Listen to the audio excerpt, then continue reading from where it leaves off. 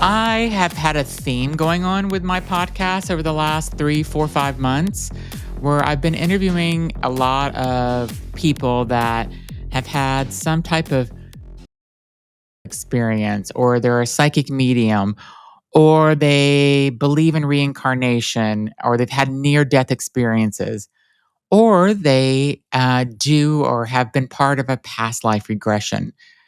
And it's fascinating to me, just this other realm or world or whatever you want to call it that kind of exists out there.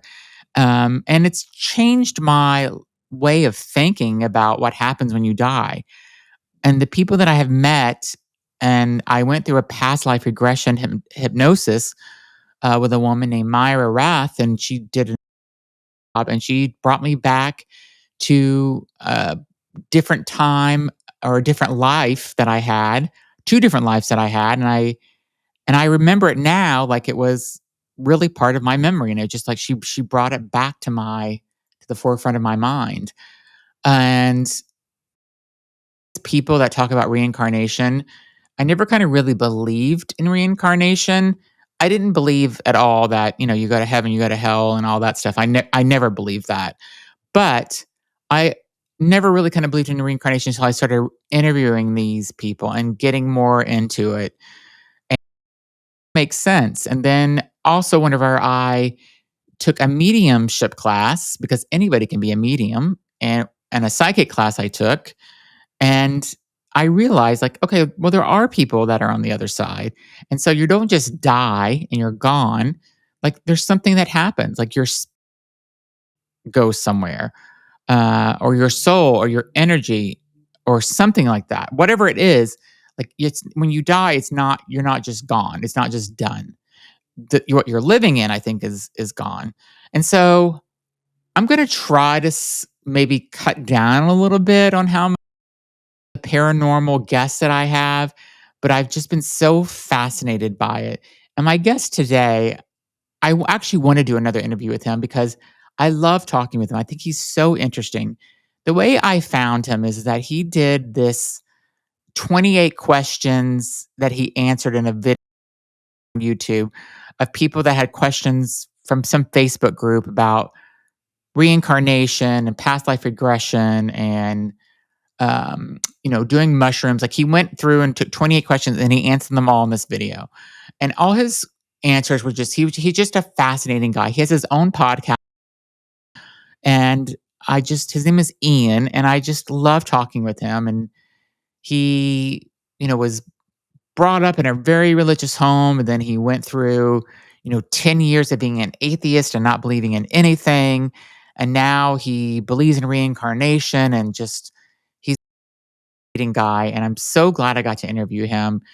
And I've said this before, sometimes when I meet people on my show, I'm like, I want to be this person's friend. Like, I want to end this podcast, but I want to continue to stay in touch with this person. And Ian is one of those people where I just appreciate who he is as a person. His beliefs are very similar. The way we think is very similar, also. And he's just a kind person. You can just tell on the podcast, he's a truly nice guy. And I don't know, I just somebody that I would like to be friends with and just have him in my life going forward. So, not that, we'll see. He did agree that he'd come back on my show again, and because I had so many more questions for him and different topics I wanted to cover. And I hope you enjoy the interview with Ian as much as I enjoyed talking with him, because he's really a great guy. So enjoy the episode today. Hi, everyone. Thanks for listening to the Everything and Anything in a Bit Gay podcast. Today, I have a really amazing guest. His name is Ian Vogel. I found him as I was searching for new guests, and he answered a video about a lot of things that I'm interested in. And it was 28 questions where basically Ian went into a Facebook group and he answered these 28 afterlife questions about near-death experiences, reincarnation, spirit guides, kind of all these things that I myself love. And I have people on my podcast about that. And I wanted to invite him on. So welcome. Zach, thanks so much for having me on. I'm excited to chat with you. Yeah, so I again found this video. I thought it was so well done. I think that there's a lot of questions out there that people have about near death experiences and reincarnation. And maybe you can just kind of give us an idea how you educated yourself or discovered this yourself, like the answers to some of these questions. Yeah, so I mean, I guess before I get into the story, I like to preface things with the why. So like, why would I even go into this sort of exploration and time in personal development, so to speak? I've tried many different modalities, and I came to the realization that if there's something about our lives that we want to change or we want to improve or something that we want to move away from, the first thing is to gain awareness about the situation, to really understand what it is that we want to change about our lives or that we want to improve. And I realized that there are many patterns in my life and different behaviors that I just was ready to move on from, but they kept, no matter what I did, they would continue to reoccur and pop up over and over again. And that was about the time when I got into learning more about my past lives. And through that, I was really able to gain a deeper understanding and the root causes of some of the things in my life that I was trying to change and trying to grow out of, and like often like old wounds that I was trying to heal, like behavioral patterns that I was trying to adjust. What was an old wound that you were trying to heal? A lot of what came around for is just self-acceptance. Okay. And like becoming more comfortable and more confident in my own skin. Okay. For example, I could live in a 6x6 foot room with nothing on the walls and no furniture. Like I like to sleep on the ground. I don't like sleeping on beds, but I've always been that way, and I felt self-conscious about that. And like people would come over to my apartment, and they'd be like, your walls are completely bare. You don't have any furniture. You have one knife, one cup. Like, what is wrong with you? Like, this is not normal. Yeah. And there were multiple things throughout my life where I just like, I don't know, this is just the way that I am.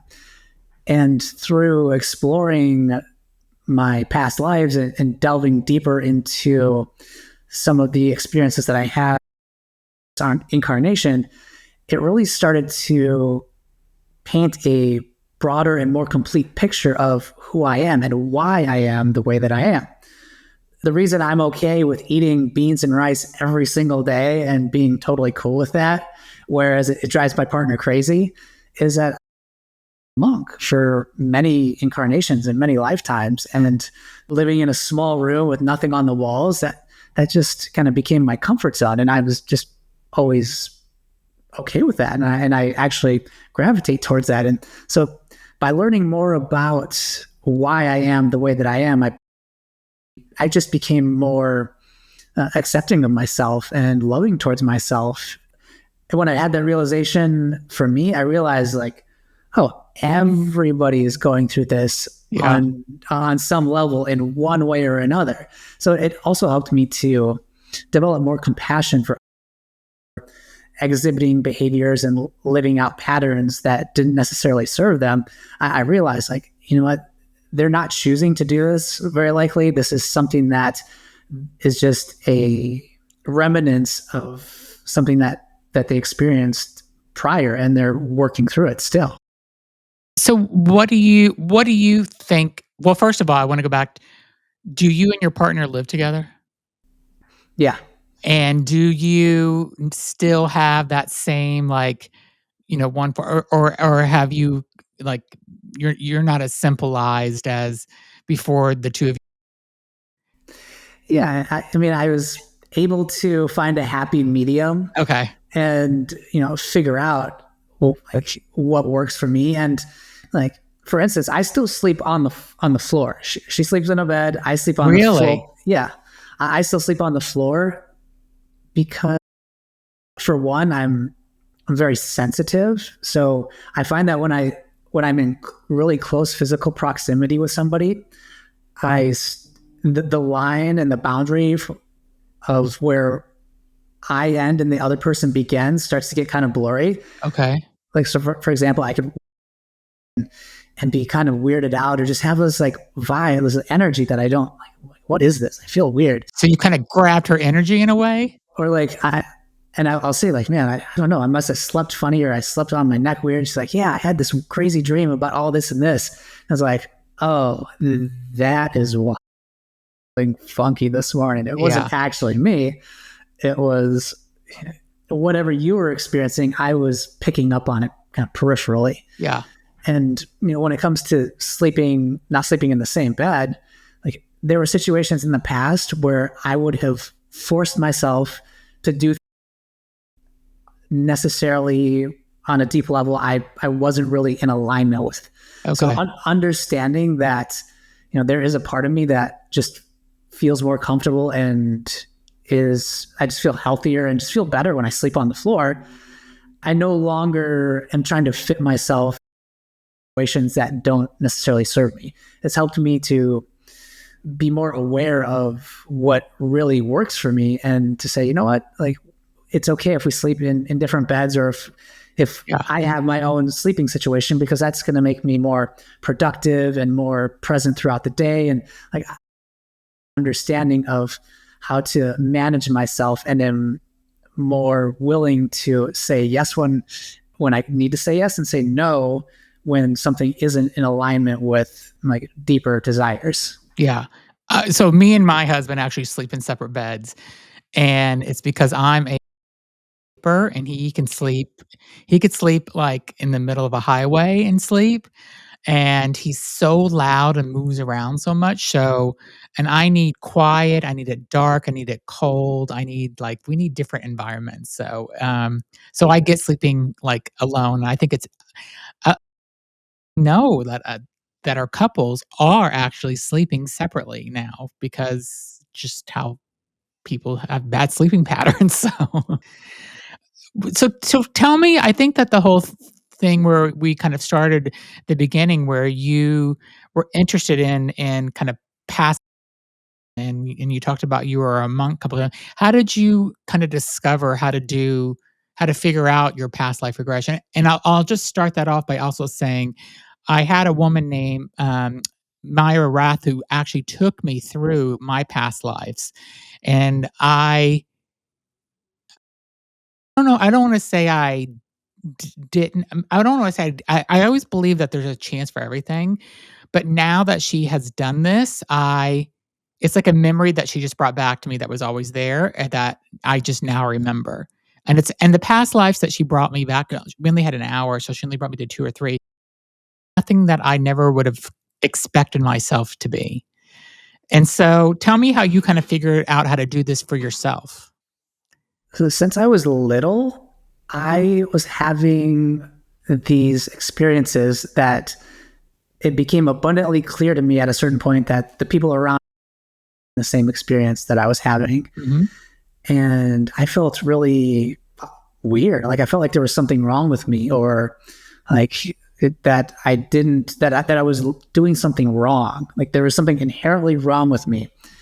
And I never really had the context. This was never something that my family ever talked about. This was just something I didn't even learn about until well later on in life. And mm-hmm. I came to realize later on, I was like, oh, all of those different experiences. At one point, it just clicked. I was like, okay, everything just started to make sense. I was having these recollections or picking up on things that resonated with a past life. Yeah. I maybe didn't have a vision or I didn't have something like really profound happening, but I was picking up on something that I already knew on a deep, consciously aware of from this life. Yeah. And Plato has actually made up this word called anamnesis.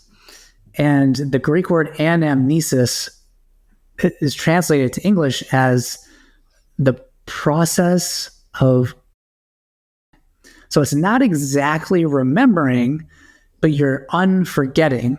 So it's a process. And I think many people, whether or not they know exactly what's happening, are having these flashes or these glimpses. Sometimes people Yep. are having these experiences and they're not aware that, oh, this is just something peeking through, or this experience or this person or whatever is happening at that moment is resonating really strongly with something that happened in a past life. And I think most, especially now, more and more so, people are starting to tune into that and become aware of it. But these, to answer your question, I was having just little glimpses here and there throughout my childhood, and they only became more and more apparent. Like a freshman in high school, I wrote a story about being lost on a beach. And it had nothing to do with my living situation. It was just in a creative writing class. Okay. Later come to find out that, no, actually that did happen to me in a past life. And for example, I was planting flowers around my house one spring, and my mom came over with a bunch of gladiolus bulbs. And she said, these were your grandpa's favorite. And he died when I was very young, and I barely knew him. Yeah. And I had this, those were his favorite.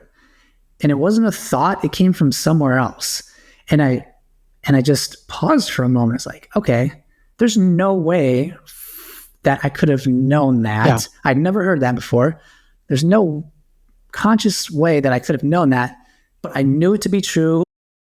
The sun is going to come up tomorrow, and that there's oxygen entering my lungs. Like, it was like immediately, it's like, that's true. It's like, wait a second, where did that come from? So there's these little breadcrumbs throughout my life. And it wasn't until later on, when I started working with psychedelics very that I came to realize, like, okay, and throughout my explorations with both ayahuasca and psilocybin mushrooms, I was being shown at different times and in different circumstances scenes from past lives.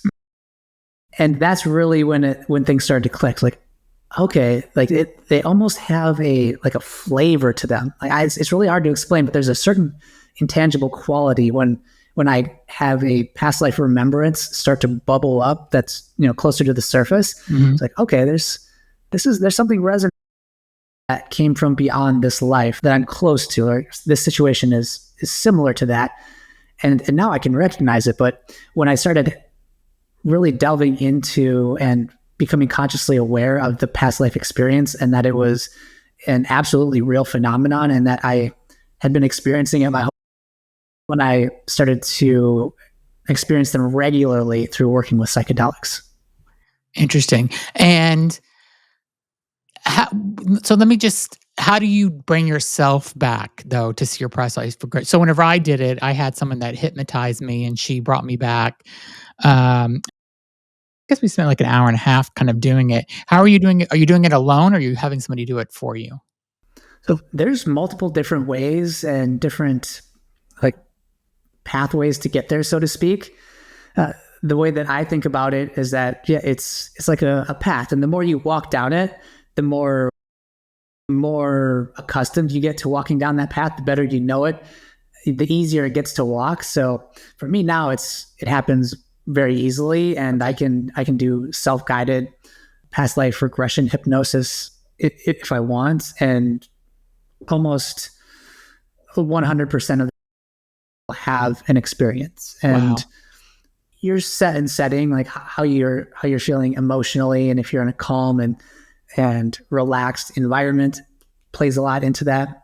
But there's self-guided just tracks that you can listen to. There's plenty of them out there on YouTube, named Dr. Brian Weiss, who wrote the book Many Lives, Many Masters, who is kind of a pioneer in the field of past life regression hypnosis.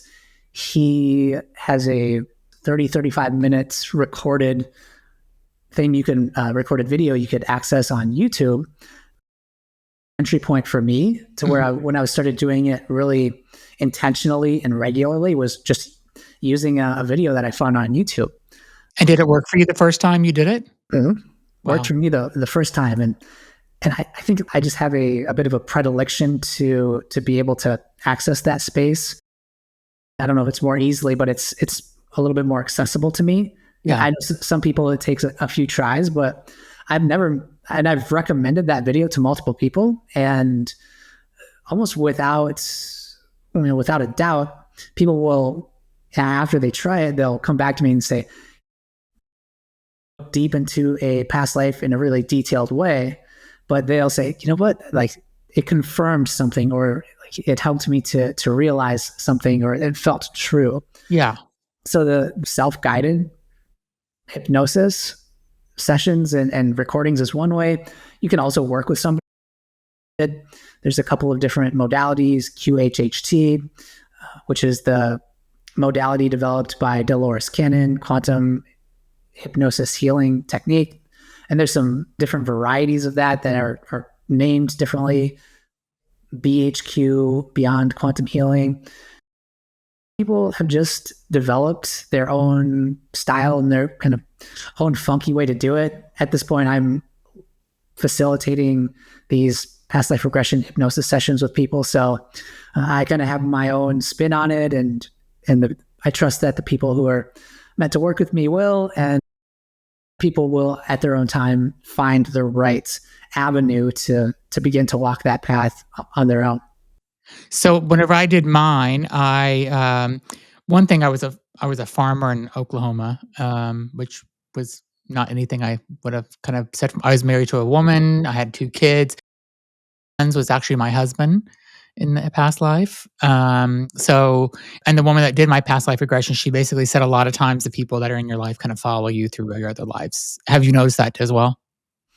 Yeah, absolutely. And through doing the past life regression hypnosis and working with psychedelics, I've come to identify different people in my life, and I've been able to see different relationships that we've had and different relationship dynamics that we've inhabited and have held for each other in different lifetimes. And it's super fast.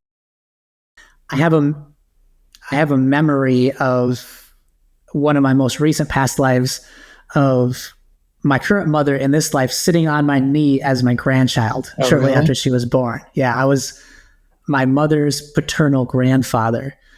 So I can remember my knee and just like oogling at me. What was the weirdest kind of past life that you've had, or weird? And when I say weird, I mean, maybe it's not weird to you, but what's probably the most strangest thing? So, and I'll give you an example. For me, mine was, I didn't see who I was. I just seen that I was around, and I was not on this planet Earth. And this sounds crazy probably to some people, but I was not. The water was like a purplish pink. It was not like, it was at somewhere not here. And again, I didn't see what I looked like, but I was sitting like kind of on this weird funky rock watching the water. Everything was very purplish and pinkish and just not at all. So have you had anything like that where it's been totally out of this world, I'll say? Yeah, there are 2 past lives that I remember that are kind of similar to what you're explaining. Yeah. I remember seeing Earth for the first time from a spaceship. Wow. And I was not in a human body. I had 4 fingers and 3 toes, and I was in more of a reptilian kind of a body.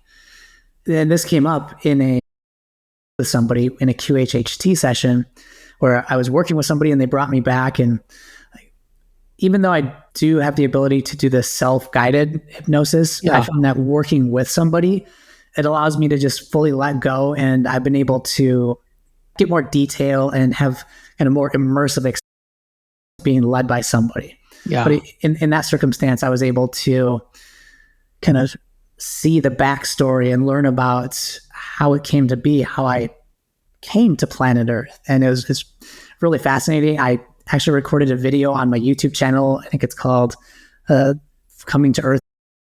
first time seeing Earth.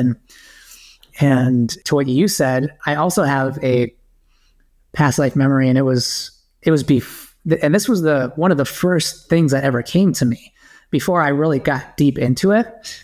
I did a past life regression on myself, and smoke clears, and I'm sitting on a beach. I'm meditating on a beach. There's 2 moons in the sky. The plants behind me are purplish, kind of like a sheen of like the shiny beetles, kind of how they have that green and purple luster. And I'm looking out over water, and I get the sense that there is an animal walking down the beach towards me. And in my mind's eye, it's almost like a dinosaur. It's about the size of a Volkswagen Beetle, size of a car, and it looks like a horned toad. So it's got like a flat body, and it's got kind of little horns and claws, and it's walking towards me. And I know that this thing is looking for its lunch. It is very dangerous. And somehow in this past life, I had some telepathic abilities. So I was able to kind of imprint like a vision in its head. So when it walked past me, what it saw was a bush. Oh. Like I was able to like camouflage myself somehow. Yeah. And this big coming down the beach looking for something that's been washed up to eat for dinner. He just walked right past me. But I definitely was not on Earth in that life.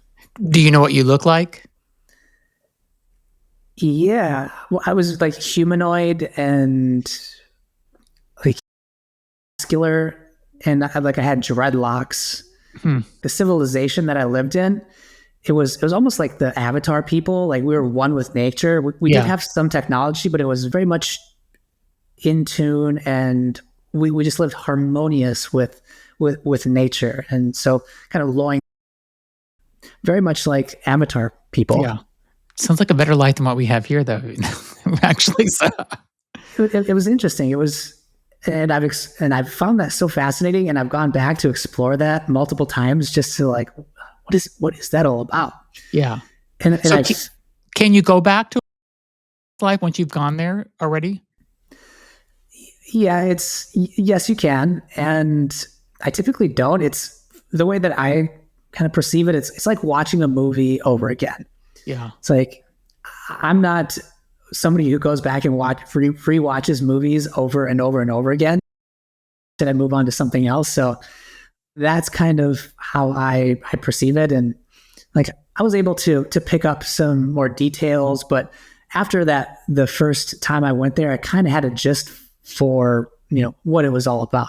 Yeah. But, you mentioned that might've been a existence and we experience now. And when I went back, I realized and like dug into a little bit more, I realized that I was a kind of like a shaman or a medicine man type of person. And I lived on the outskirts of the community, and people would seek me out.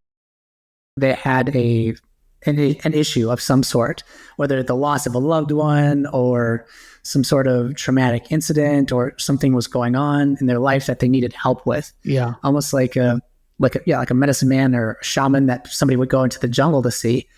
And I realized like, oh, wow, people in the same kind of problems that we have in this life, just looks a little different, a little different context, but we're all spirits and we're all souls going on a journey through different lifetimes. And it's all about learning new lessons. And it doesn't matter which suit I'm in or which incarnation I'm in. Yeah. There's always challenges and always some sort of obstacle or lesson to learn.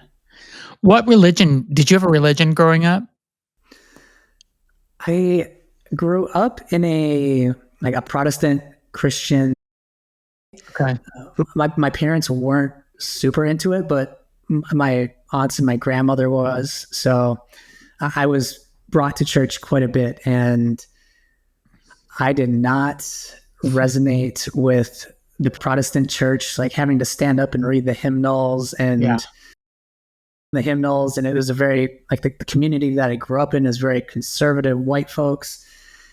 And like, I just didn't resonate with that form of connecting with spirit. And later on, I felt really like God didn't love me. I felt like there was something really wrong with me because I kind of veered away from this path that my family wanted me to go on.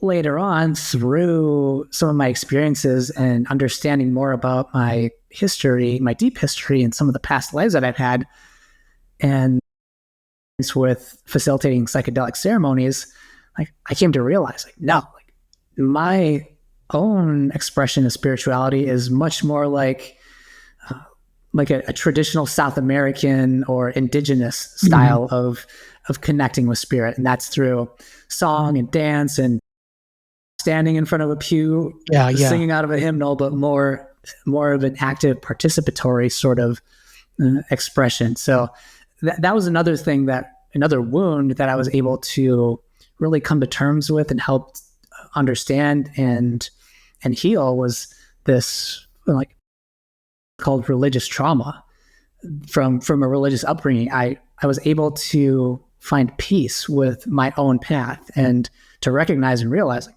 there was never anything wrong with me. I just felt out of place because, in a sense, I was out of place from these different experiences that I really resonate deeper level. What's your feeling about, like, God and religion now? I think every religion has truth in it, and that none of the many, many religions or spiritual paths that people embark on here on Earth, I don't think any of them are 100%. Yeah. And I think people resonate with different teachings and different religions, on one sense, because they've been following that teaching or that style, or that particular guru, or that particular lineage for potentially many lifetimes, and that's just what's comfortable for them. So I think that there are many paths to the top of the mountain, and we're all, as Ram Dass said, we're all walking each other home. Yeah. That's lead to the same ultimate understanding that we are all one. We're all just fractals and different expressions of one larger consciousness. And from my point of view, there is only one consciousness. There is only one thing. And I always think of it as like a disco ball. Yeah. Like, there's, on a disco ball, there's many different individual little mirrors that are reflecting light outwardly onto a bigger landscape. And that's what we're doing. And the two little mirrors on the disco ball, they might look at each other and think, hey, but from a perspective, from a broader perspective, it's like, okay, yeah, that's almost a technicality, though. It's like, you're basically the same thing. You just have a slightly different vantage point, and you're really part of a larger whole. And I think part of our soul's growth, and just, we're learning lessons that are constantly moving us in the direction of an understanding that, on a deep level, we're all the same. Yeah. So I think about this because, I grew up until I was, I don't know, 8 or 9.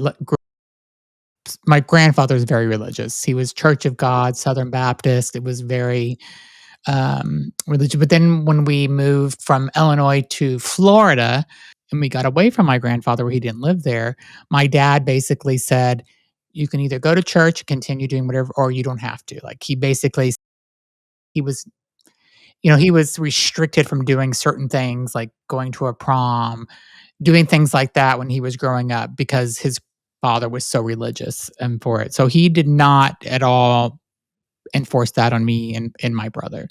And so I chose not to go because wasn't there for me. It didn't feel right. And it wasn't even like, I didn't know why I was gay at that point. I was 8 or 9. So I mean, I know some people are like, oh, I've known since I was born, but I didn't really know at that point. And so I had nothing to do with sexuality or anything. I just didn't feel like it made sense to me. And I'd ask my mom, how was there dinosaurs and there was Adam and Eve first, they say, but the dinosaurs were here first. Like, it doesn't make sense. Like, I would really like question her on these things. And she was like, "Oh, well, why don't you call your grandfather and ask him?" I'd ask him. He never really like gave a real kind of good answer that satisfied me. I'm not even sure where I was going with this, telling you this, but that's kind of how I got. That's how I felt about religion.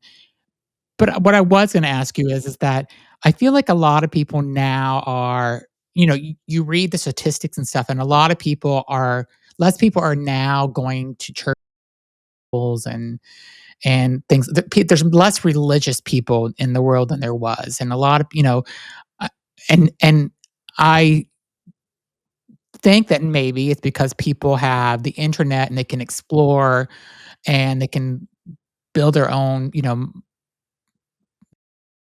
own mind on based on the research they have. Because before, what was it that I had growing up? I had encyclopedias. Encyclopedias didn't talk about reincarnation or any of that stuff. It was talking about the history of what's already occurred. So now we have access to all these things, like your videos and stuff, like talking about the first time you came to Earth. Imagine having that when you were growing up. I mean, it would changed your perception of things. I mean, do you think that people are just becoming more smarter because of all the technology we have and being able to make up their own minds? Or do you think it's people's imaginations are just kind of going off? Because sometimes I'm like, is it my imagination that's creative that I just make this shit up in my head? Or is it that I'm really like educating myself and like going to videos like yours and and doing all this research online and meeting other guests that I have. Like, I love the Dolores Cannon videos. Like, I watched a million of them because I think it resonates with me in so many ways. What's your thoughts on, like, why do you think that more people are choosing, you know, to not follow that same path of religion that maybe you or I grew up with? Yeah, I think you touched on a couple of things there. And on a tiny side note, that picture, that little story you talked about Adam and Eve and the dinosaurs. Yeah.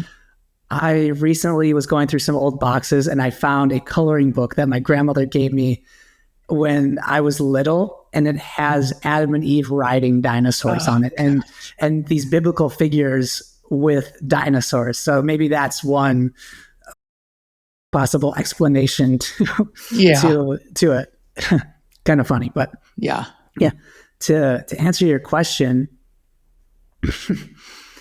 I think on one hand, people are having the ability to access more knowledge.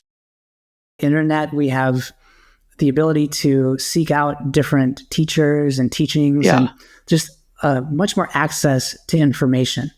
So before, where people had to just kind of take what they were given and hope that it was for the best and really learn how to, even though things may not have made logical sense, they might not have had the tools or any way to refute the things that didn't make sense to them. So they just, on a certain level, had to accept it and trust.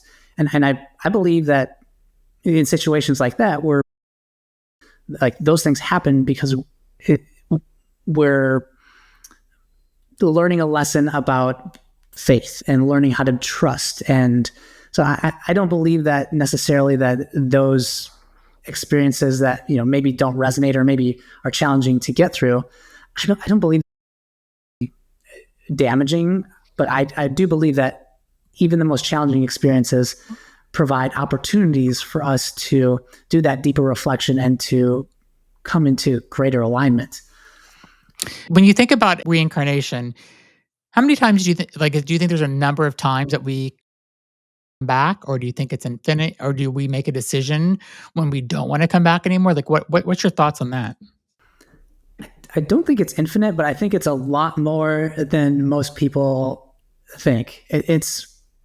It's hard to even put a number to it, and we're all at different stages. We've all had different situations, Yeah. but to my reckoning, hundreds and if not thousands, and even incarnating as trees and animals. Like there's like the soul shard that is Zach.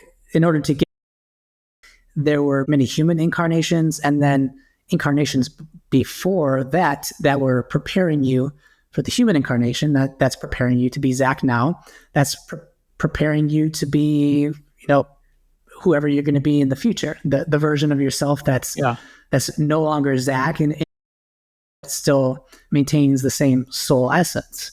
So, for example, Dolores Cannon, somebody asked her about animals, and they asked if we're animals, and she said if we can be reincarnated as animals, and she said, well, not really. Beyond that, like once you get to high school, there's no reason to repeat first and second grade. And she said that animals that are with people, and this really resonated with me. Animals in the jungle that don't have any interaction with people are going to be a little spiritually evolved than, for example, a black lab or a golden retriever. She said that the animals that are in contact with humans, the fact that they're in such close proximity to conscious aware beings, and one of the spiritual evolution is love. Mm-hmm. So being loved by a human really accelerates that animal's trajectory and spiritual evolution and gets them closer to the point where they can take a human incarnation. So it's like, it's all, and there are many incarnations, and it's all a long, continuous process of learning and growing. Yeah. Don't you wish that, this is what I wish. So when my father died, my mother she grieved for 10 years, like literally. She was so sad for 10 years. And I didn't want,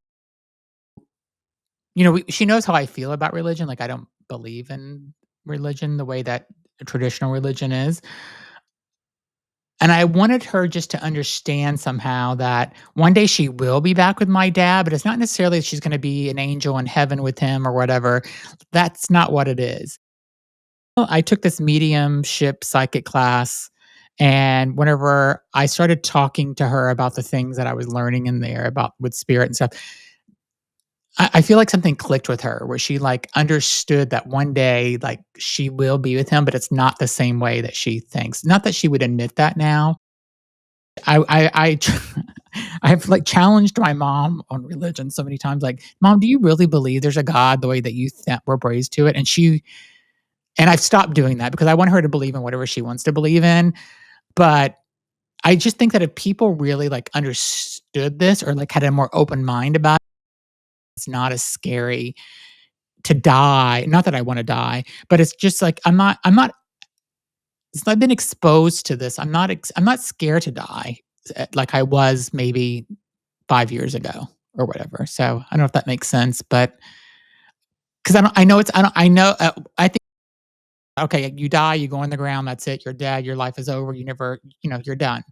And now I believe in reincarnation, and I believe in all that. So I know that there's going to be more. This is just like one chapter, and you'll get to kind of go back and do things with everyone again in a different way. So I just wish more that. Yeah, I mean, so for me personally, after that, my grandfather died when I was 13 years old, and he was deeply devout, and he was a big part of the church.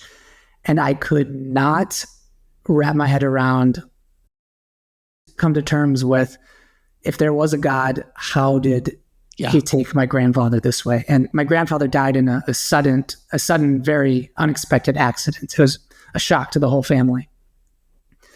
And I could not, I just couldn't make it make sense in my head. So basically from that point forward, from the time I was 15 until the age of 25, I was a devout, strict, almost militant atheist. I believed that if I couldn't touch it, if I couldn't measure it, it wasn't real. So I was very the other end of the spectrum for a whole decade of my life. Yeah. You couldn't talk to me about Jesus. You couldn't talk to me about spirits. Didn't want to hear it. Don't waste my time. That was my mindset. And I think it was really important for me to have that experience and that juxtaposition of very strong beliefs on one side of the spectrum to having a near-death experience and coming face to face with and having to really come to terms with the fact that this strongly held belief of mine that there was no afterlife, there was no God, was completely wrong. And it's like, just had to eat some humble pie and like really evaluate why I believed what I believed. And it helped me to loosen up some of the grip that I held so strongly to certain beliefs. And looking back at it now, there is nothing you could have said to me that would have changed my mind. I almost die to have that wake up experience. And I believe we're all there to a certain extent. And I pray that people don't have to go through the same sort of like really intense experience that I went through to actually, have a wake up call. Yeah. But some people do. And it is, I mean, it's tempting to like ask those prodding questions and to kind of try to get people to open up and broaden their perspective and see things a little bit differently. And I've so many times, and at a certain point, it's like, man, the best thing I can do, I realized, is just to lead by example. Yeah. So if somebody in our community or a family member or somebody passes away, like, I never apologize. Like, usually often people say, "Oh, I'm so sorry," or "I'm so sorry for your loss," and I never use that language. And I always try to bring it around to like, "Oh, what was your favorite memory of that person?" Or "Oh, I bet so and so is in a very peaceful place with all of their relatives, God, and in that place where they're no longer experiencing pain and they're just smiling down on us." I just try to, because I've been so frustrated by people who just were not willing to kind of open up and look at things a little differently, and I've gotten, and I can just be authentically myself and say, well, I bet so and so, especially if they lived a long life, it's like, man, I bet they're really enjoying time with their relatives, and it's been an amazing experience for them to reunite with God or with their extended family up in heaven. So, Ian, thank you so much for being on. There's so many. I have literally probably about 50 more questions I wanted to ask you, and I would love to have you back at some point in the near future, because I would love to hear about your near-death experience. There's so many more things. I would love to go through your video a little bit with you and explore a little bit of questions that you asked, because anybody that hasn't seen that, they definitely should watch it. And you have your own podcast that I want to let everybody know about. It's called Alternative Timelines. And is it on all podcast platforms? Yeah, all podcast platforms. It's on YouTube, anywhere where your pods are. Okay, sounds good. And then you also have a website, alternativetimelines.co. And I will put the links to his podcast, Ian's podcast, and his website in the description of this video or the podcast that you're listening to. And go and do it. Ian does past life regression. So if you're interested, reach out to him and he can help you kind of get through that. And like I said, I did it. I think it's an amazing experience. It just opens your mind to other things that you never maybe thought about before, is the way I can explain it. And it kind of brought me to a whole different level. So thank you so much for being on. I appreciate it. And I hope you'll come back. Oh, absolutely, Zach. Anytime. Thanks so much for having me on. I really appreciate you. Thanks, everybody, for listening. Be sure to subscribe, and don't forget to go to Ian's podcast and subscribe to his podcast as well. Thanks, everybody, for listening.